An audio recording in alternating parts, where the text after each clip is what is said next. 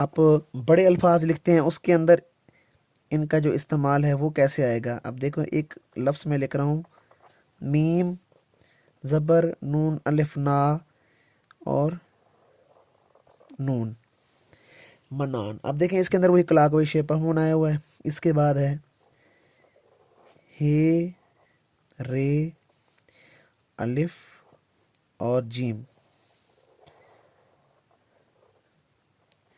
हराज। ठीक है। अब इसके अंदर भी क्लॉकवाइज एंटी क्लॉकवाइज शेप हम आया हुआ है। ये दोनों लफ्ज़ गौर से देखिए। अब एक और लफ्ज़ है मीम नून और ते, मिन्नत या मन्नत। इसके अंदर देखें शेप ऑफ बोट आया हुआ है। अब इस तरह के अल्फाज अगर आप लोग clock wise shape of moon, anti clock wise shape of moon और शेप ऑफ बोट ठीक कर लेते हैं सिर्फ, तो खत नस्तलीक के अंदर अच्छा खासा फ़र्क पड़ जाता है। रहीम तमाम स्टूडेंट, उम्मीद है आप सब लोग खैरियत से होंगे। मैं हूं खिज़र हयात और आप देख रहे हैं मेरा YouTube channel Khizar writing studio. देखें हमने लास्ट जो लेक्चर पढ़ा था उसमें शेप ऑफ मून, ये क्लॉक वाइज जो शेप ऑफ मून है, इनसे देखें नून भी बनता था, लाम भी, काफ भी, सीन भी और स्वाद भी। ये जो 4-5 हरूफ आपके सामने नजर आ रहे हैं ये clock wise shape of moon से बनते थे। ठीक है। उसके बाद शेप ऑफ बोर्ड के बारे में भी आपने पढ़ा था। इससे बे बनता है, फे बनता है और क्याफ भी बनता है, बड़िए भी बनता था। तो anti clock wise shape of moon से दो हमारे हरूफ बनते थे, जीम और आइन। ठीक है।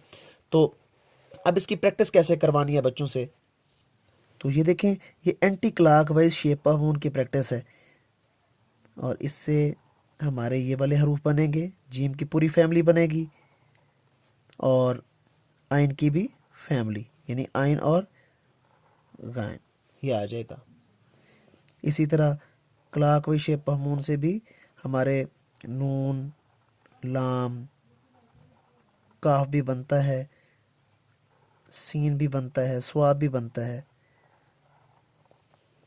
और ये वाले जो हमारे हरूफ हैं ये आ जाते हैं clock wise shape of moon से।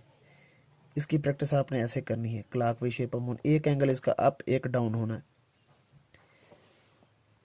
तो जिस तरह आप बड़े अल्फाज लिखते हैं उसके अंदर इनका जो इस्तेमाल है वो कैसे आएगा। अब देखो एक लफ्ज़ में लिख रहा हूँ, मीम ज़बर नून अलिफ ना और नून, मनान। अब देखें इसके अंदर वही क्लॉकवाइज शेप ऑफ मून आया हुआ है। इसके बाद है हे रे अलिफ और जीम,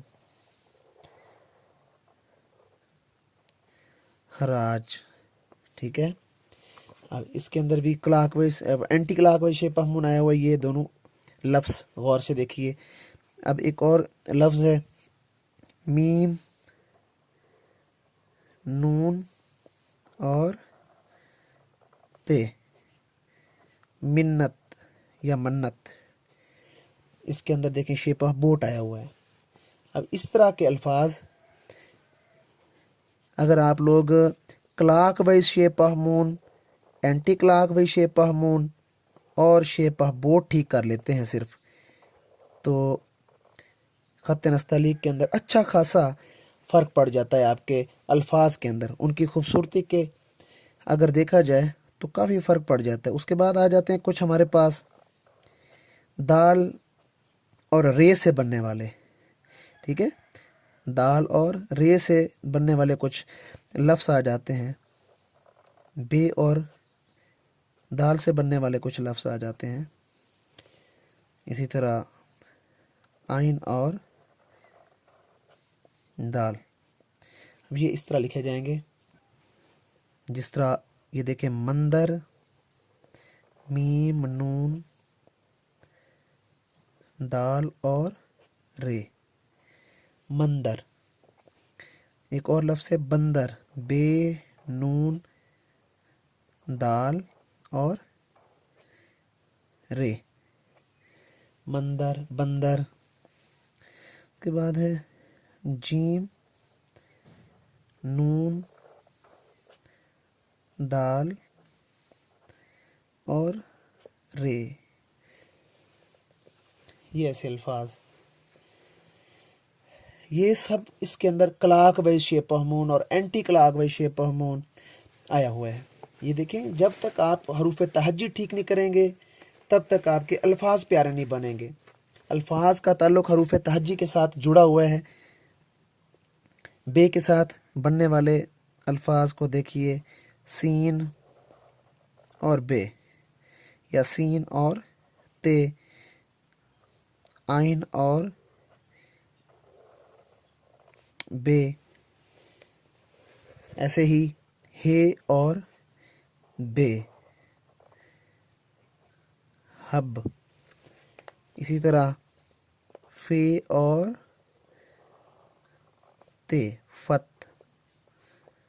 इसके अंदर शेप ऑफ बोट आ रहा है। ऊपर वाले के अंदर shape of moon, shape of boat, clockwise और anti clock wise shape of moon.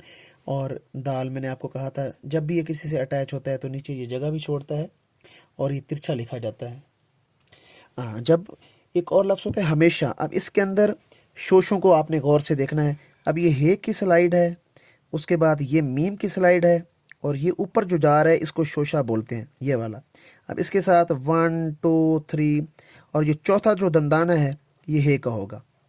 हे, ये, अब ये जो है ये शोशा, ये के नुक्तों को रिप्रेजेंट कर रहा है। शीन के 3 दंदाने और एक दंदाना आ गया हे का।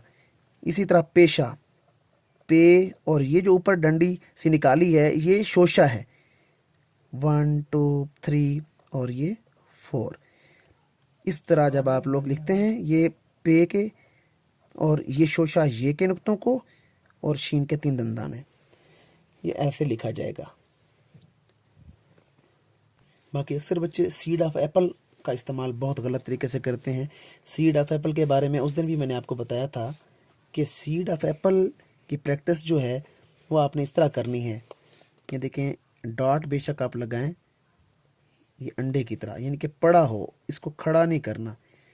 ये बहुत ही अहम तख्ती है सीड ऑफ एप्पल के। इससे 2 चश्मी है भी बनता है।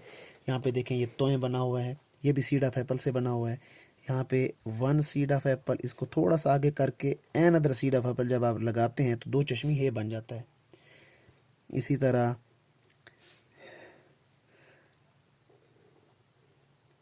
ये देखिए इसके अंदर भे या फे, भे या फे, ये भी ऐसे ही लिखा जाएगा 2 सीड ऑफ एप्पल के साथ।